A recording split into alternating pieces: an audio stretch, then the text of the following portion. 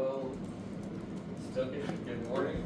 I am Nathaniel Kuchenberg, and today we're going to do a very small introduction to some Latin grammar, and hopefully try to make some sense of it, make it a little bit easier than most people think the first time that they learn Latin. The biggest thing is Latin does not function like English. Every single noun has what they call cases, and this is very abstract because the only cases we think of as like suitcases and that kind of thing, and it's a different kind of thing. We're going to talk about this case called the nominative case and this case called the accusative case. A lot of times in a college class you get dumped all 5 cases the very first lesson, try to memorize it on the spot, and unless you actually are good at memorizing, you drop the class and you take like Spanish after that because it's too difficult. So we're going to try to break it down to get a better look at what actually these cases are and how we could rationalize this with comparing it to English. So first off, the nominative case functions as the subject of a sentence, and a good way to think about this is to think about the pronouns in English. If I have, say, the pronoun he, and I want to say he is sitting on the chair, I cannot say him and say him sitting in the chair. Everybody knows this, and I've taught some kids as young as like kindergarten, and if I teach little kids that there's this Latin word, say discipulus, and discipulus is functioning as a he, that's something that kids can pick up, that if I'm going to say discipulus is sitting on the chair, I'm saying the subject. And if I wanted to say, for instance, I see, and I wanted to say I see the student, I see discipulus, I cannot say I see he. That does not work. And I don't know if anybody that speaks English that just accidentally, especially if it's the native language of course, accidentally says I see he. Now there's some little kids I've heard say stuff like, him is over there. I can't help that too much. But at the very least I can say that, okay, if we're memorizing cases, we're going to say this US ending is going to be functioning as a pronoun he, and the stem, discipul, that's going to be our word for student. And Latin also has gender, so if it's a she student, it's going to have an A at the end. And those are going to be the symbols for what pronouns we're going to use. So if I had a sentence like, she is sitting on the bench, and I wanted to say not just she's sitting on the bench, but the student is sitting on the bench. If she's a girl, we're going to say discipula is sitting on the bench. And if he's a boy, we're going to say discipulus is sitting on the bench. And that is our subject.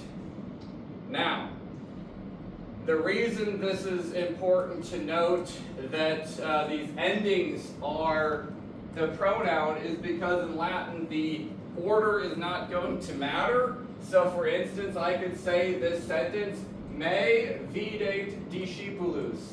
And this literally means not I see the student, but the student sees me. And we said it backwards.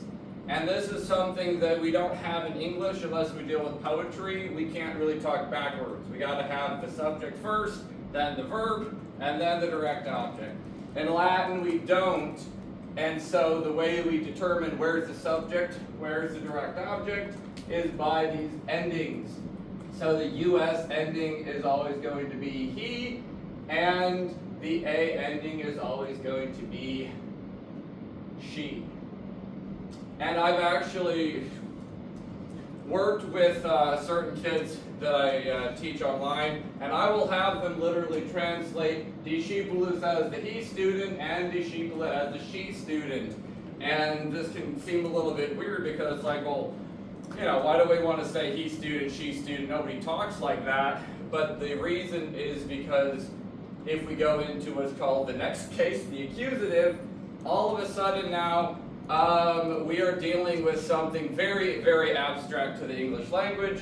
So abstract that most people don't even understand the grammar unless they're in high school or college. And since part of my major is also developing methods to teach elementary kids. This is very problematic because most kids don't understand grammar, but they do know the difference between he and him and she and her. And so, for instance, we have another ending now. The ending um is going to symbolize him, discipulum. And actually, I usually make this a little bit more interactive. So, humor me and let's try to repeat after me. So say with me first, discipulus. Discipulus. And then say the he student. And now say discipulum.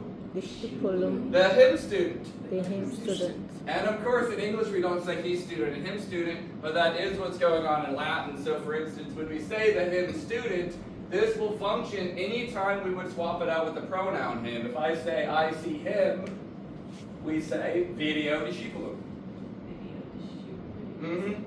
We cannot say I see and video discipulus, because the us would be like saying I see he, and you can't say I see he, you have to say I see him. Same thing with the her student. Let's go back to the feminine she student and say with me discipula, and then say the she student, and now say discipulam, Discipulam. the her student. The her student. And so now every time you see a sentence in Latin, if you're not sure, well, am I supposed to say discipulus, discipulum, discipula, or discipulam? Think about which pronoun. Is it the pronoun she in English or her? Is it the pronoun he or him? And that would be the key to figure out which form to use. Like I said in Latin, the order does not matter, so believe it or not, this is 6 ways to say the exact same thing in Latin. And this is the reason a lot of people freak out and say Latin just is not for me.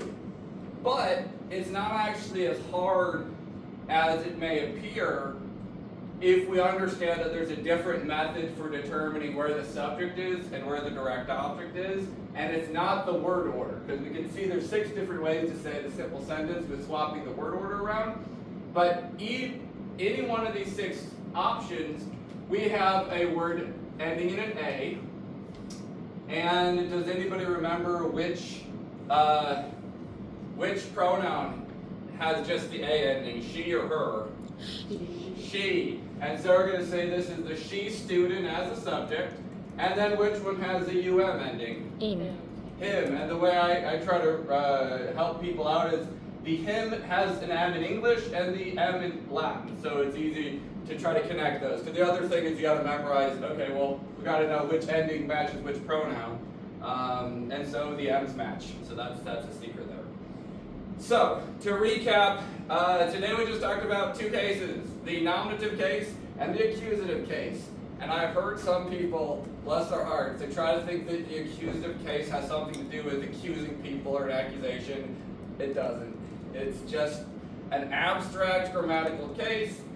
The best way to think of this accusative case is it functions as pronouns, like the him in English, the her in English, and it is attached to the stem.